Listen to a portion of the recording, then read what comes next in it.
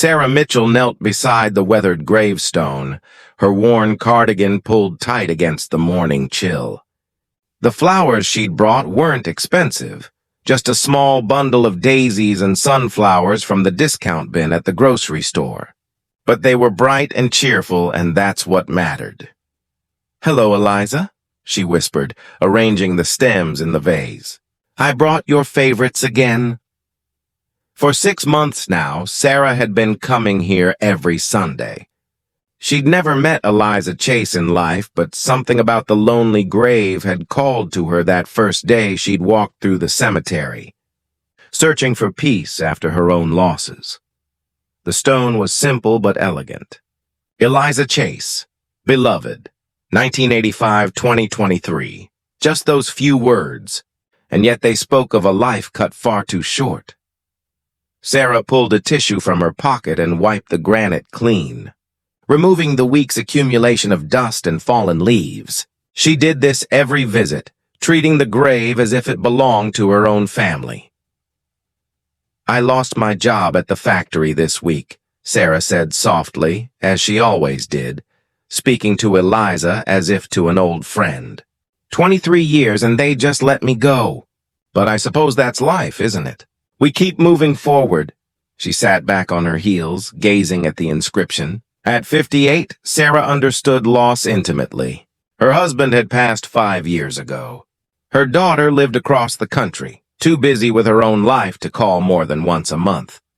The cemetery had become Sarah's sanctuary, and this particular grave her unexpected companion.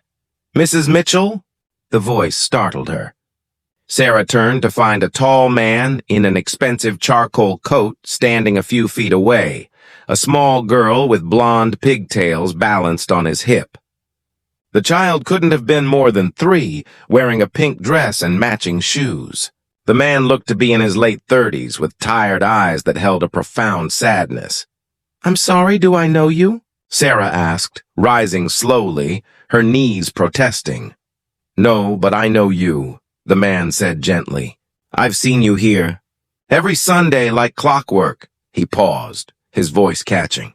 "That's my wife's grave you've been tending." Sarah's hand flew to her mouth. "Oh my goodness, I'm so sorry. I didn't mean to intrude. The grave seemed so lonely and I thought—" "Please don't apologize," the man interrupted, his eyes glistening. "I'm Thomas Chase, and this is Emma, our daughter." He adjusted the little girl on his hip. "I should be thanking you." Sarah shook her head, confused. "Thanking me?" Thomas stepped closer to the grave, his expression pained. "After Eliza died, I threw myself into work. I run a software company downtown. Meetings, deadlines, investors. I told myself I was doing it for Emma, building a future for her. But the truth is I was running away from the grief." He set Emma down carefully, and the little girl immediately toddled to the gravestone, touching it with her small hand as if she'd done this before. "Mama," Emma said simply. Thomas's voice grew thick. I couldn't bring myself to visit. Every time I tried, the pain was too much. I'd drive to the cemetery and sit in the parking lot, unable to get out of the car. Meanwhile, my wife's grave sat here untended, and I hated myself for it. Sarah felt tears welling in her own eyes. Then one Sunday, about 5 months ago, I finally made it through the gates, Thomas continued. And I saw you, kneeling right where you were just now, placing flowers on Eliza's grave, talking to her like she was an old friend. I watched from a distance, too ashamed to approach. "You've been coming here?" Sarah asked softly. "Every Sunday since. I park where you can't see me and watch you care for my wife's resting place with more love and attention than I'd been able to give. You shamed me into facing my grief, Mrs. Mitchell. Because of you, I started healing." Sarah wiped her eyes. "I lost my husband too, 5 years ago. I know how that pain never quite leaves you. It just becomes something you learn to carry." Thomas nodded. "Eliza and I were married for 8 years. She was a teacher, loved children more than anything. When Emma was born, she said it was the happiest day of her life." His voice cracked. She died in a car accident when Emma was only 6 months old. Just driving home from the grocery store, and then she was gone. Emma tugged at her father's coat. Daddy, flowers? Thomas pulled out a bouquet of roses from behind his back. Expensive, beautiful roses in shades of pink and white. But instead of placing them on the grave, he handed them to Sarah. Would you do the honors? He asked.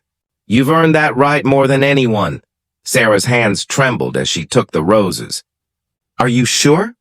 I've never been more sure of anything. Together, they arranged the flowers around the grave. Sarah's modest sunflowers and daisies mixed with Thomas's elegant roses, creating something unexpectedly beautiful. She would have loved this, Thomas said, a small smile breaking through his sadness. Eliza never cared about expensive things.